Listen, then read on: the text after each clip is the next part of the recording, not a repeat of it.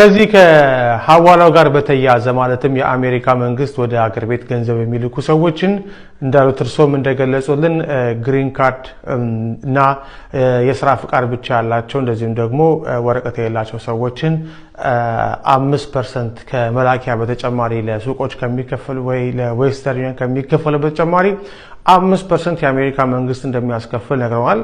ይሄ ማለት እንግዲህ $100 የሚልክ ሰው መላኪያ ያለ ደጋ ደግሞ የአሜሪካ መንግስት 5% ይሆናል። ስለዚህ $110 ይሆናል ማለት ነው። 1000 የሚልክም በዛው 5%ን እያደረገ ማስላት ይችላል። በአሜሪካ የምንኖር ሰዎች ይሄን ገንዘብ ታክስ ከፍለንበት ነው ያመጣ ነው። ስለዚህ እንደፈለግነው መላክ እንችላለን የትም ብለን ነው እስካሁን ድረስ የምናስበውና አሁን ታክስ የከፈልበትን ገንዘብ እንደገና ደግሞ ወደ ሀገር ቤት ላካችሁ ተብሎ እንደገና ደግሞ ለዛም ክፈሉ መባሉ ሁለት ጊዜ ታክሴሽን አይሆንም? ከህጉ ጋር የሚጋጭ ነገር የለውም? ቤዚክሊ እውነትን ነው። ሁለት ጊዜ ደብል ታክሴሽን ሊሆን ይችላል። ነገር ግን አንደኛ እነዚህ የአሜሪካ ዜጎች ላይ የሚጫን አይደለም። ያ ነው አነስተኛ ተቃውሞ ይገጥማል ተብሎ የሚጠበቀው። ሁለተኛ ሰዎች አሜሪካ ውስጥ ያን ገንዘብ ሰርተው ወደ ሌላ ሀገር ያን ገንዘብ ትራንስፈር ሊጋሊ ቢሆንም ትራንስፈር ለማድረግ ሲያስቡ ነው 5% በዛ የሚጣልባቸው ታክስ ማለት ነው። ስለዚህ ደብል ታክሴሽን ነው። ታክስ የተከፈለበት ገንዘብ ነው፣ ግን ስቲል ከአሜሪካ ውጪ የሚወጣ ገንዘብ ስለሆነ ይሄን ብዙ ተቃውሞ ይገጥመዋል ተብሎ አይታሰብም። ሌላኛው ሜቢ በአሜሪካም ውስጥ ሆነ በሌላም ሀገር የተለመደ ነው። ለምሳሌ ለብዙ ኢትዮጵያኖች ይሄ እንግዳ ላይሆን ይችላል። ኢትዮጵያ ውስጥ ታክስ የተከፈለበትን ደሞዝ ይዘን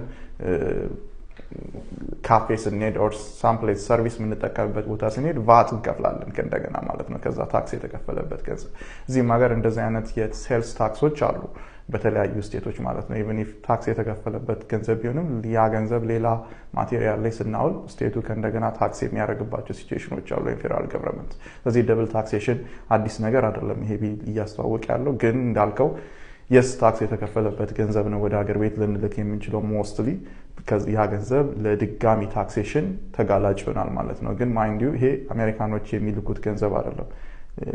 ፐርማነንት ሬዚደንስ ያላቸው ኦር ደግሞ በተለያየ ኢሚግሬሽን ስታተስ ላይ ያሉ ሰዎች የሚልኩት ገንዘብ ነው የሚሆነው።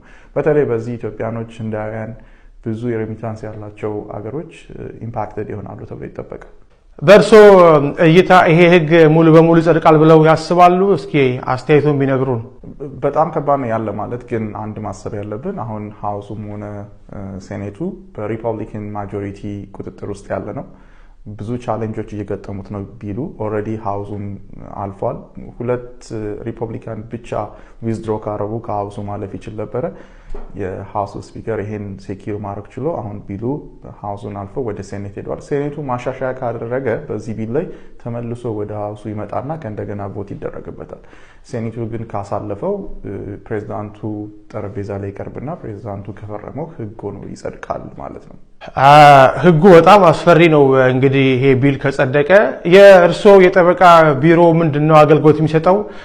ሰዎችስ በተለይ ሆም ኬር ቢዝነስ ያላቸው ሰዎች እና እንደዚሁም አሳይለም ላይ ያሉ ሰዎች የህግ ጉዳይ የሚያስፈልጋቸው ሰዎች መቼ ነው ወደ ህግ ባለሙያ ጋር መሄድ ያለባቸው ይላሉ? አክቹሊ ይሄ ህግ ሆኖ ከወጣ እንግዲህ ምን ኢምፓክት ይኖረዋል በቢዝነሳችን ላይ? ምን አይነት ሳይድ ኢፌክት ይኖረዋል? እንዴት ነው ከዚህ ቢል ራሳችንን የምንጠብቀው የሚሉ ኮንሰልቴሽኖች የምትፈልጉ ከሆነ ገና አሁን ላይ ሊጋል ላንድስኬፑ ክሊር አይደለም አፕሊኬሽኑ። ምክንያቱም ህግ ሆኖ ወጣ እንጂ የማስፈጸሚያ ህጎች ሬጉሌሽኖች ከእንደገና ከዚህ በኋላ ኢንትሮዲውስ የሚደረጉ ናቸው በኤጀንሲዎች ማለት ነው። ስለዚህ ያን ሁሉ ዲቴል እስከምናውቅ ድረስ ብዙ ስለ ህጉ የምናውቀው ኢምፕሊሜንቴሽን አይኖርም። ግን ኦቨርኦል ኢምፓክታቸውን ማወቅ የምትፈልጉ ሰዎች ኮንታክት ልታደርጉን ትችላላችሁ።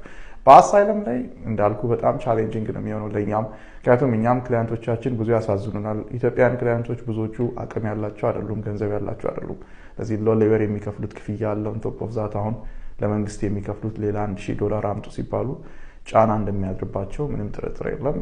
ግን እንግዲህ አሜሪካ ውስጥ መቆየት፣ መኖር፣ መስራት፣ ያን ፕሮቴክሽን ማግኘት ደግሞ ብዙ ሰው የሚመኘው ህልሙ ነው እና ያን ክፍያ ለመክፈል ብዙ ሰው ዝግጁ ይሆናል ብዬ ገምታለሁ ኢቭን ኢፍ ከባድ ቢሆንም። ጠበቃ ሙሉዓለም ጌታቸው እንደተለመደው በጣም እናመሰግናለን። ሁሉም በአሜሪካ ስቴቶች በኢሚግሬሽን ጉዳይ አገልግሎት እንደሚሰጡ እናውቃለን። ሰዎች ቦርደር ላይ ችግር ሲያጋጥማቸው እዛ ድረስ በረው በመሄድ ብዙ ነገሮችን አገልግሎት እየሰጡ ነው።